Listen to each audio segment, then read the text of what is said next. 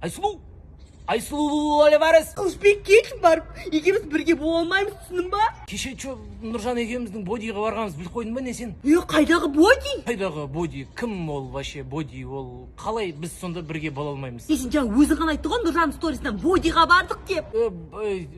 Боти дегенде аяқ киім боти алдық, аяқ киім өзімізге қысқа. Еще алдыңдар ма? Конечно алдық. Қанша оны алдыңдар? Екеуін алдық па подряд, маған и оған. Қанша тұрады екен? 30 мың болып кетті, прикинь, қымбаттап жатыр. Бәрі даже боти қымбаттап кеткен ғой, представляешь? Бағалар не болып жатыр вообще? А чо қымбат? Енді зимний болғаннан кейін қымбаттаған ғой ол.